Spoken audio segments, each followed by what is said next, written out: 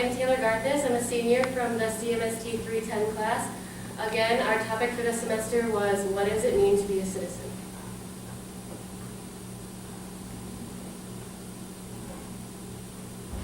The homework for today?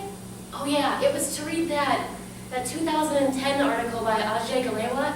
You know, that one about the Princess and the Frog that talked about how even though they finally made a movie with a black protagonist, Disney still found a way to be racist by making her be a frog through most of the movie.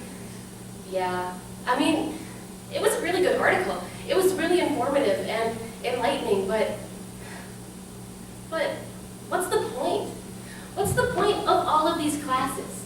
I mean, I get that oppression is very important to learn about, but the thing is, we're aware. We just don't know what to do about it.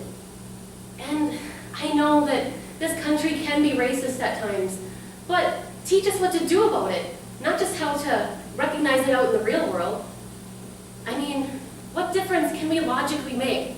And I don't mean just by doing protests.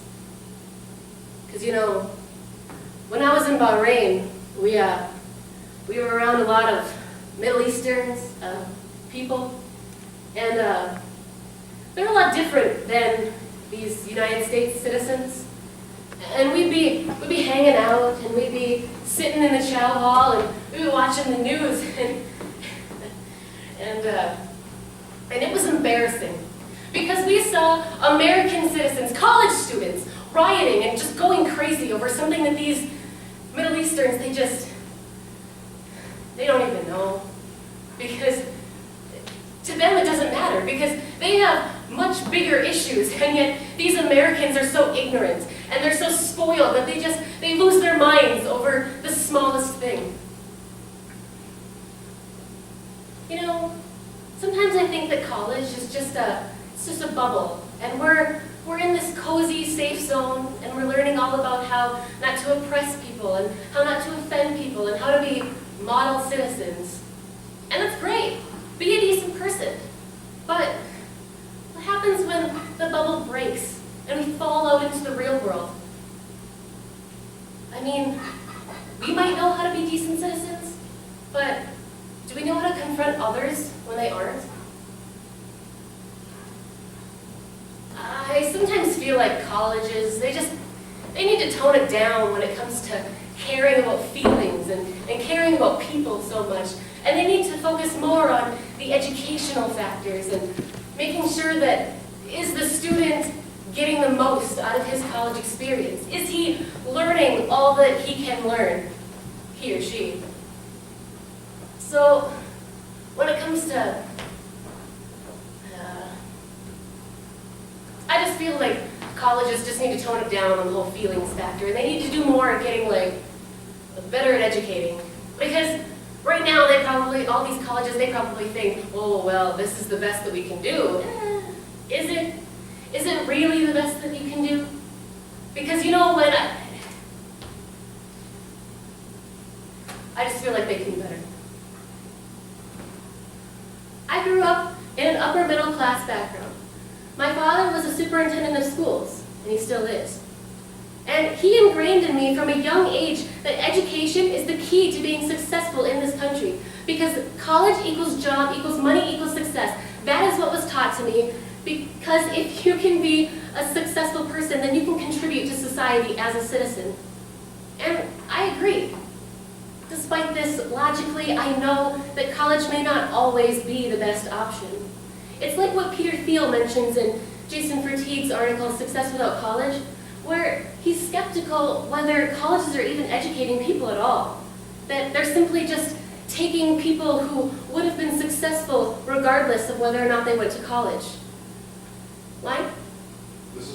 This is confusing to me because on one hand, I still feel like college is the honorable path.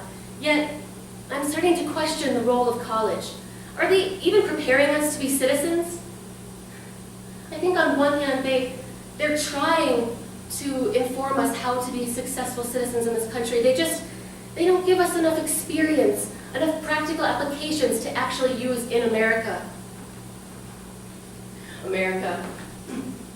I was born in America. I was raised in America. And I have to do something to contribute to America. Whether that's fixing, for example, fixing toilets. You know, if I was fixing toilets, then that would make someone else's life easier and they could go out and do something.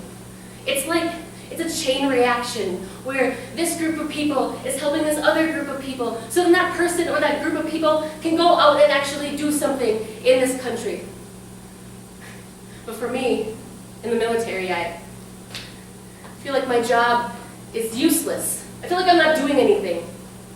Because in the military, here, I'm just a cog in the machine, and I'm helping it move along so that the military as a whole can make America better and make America safer.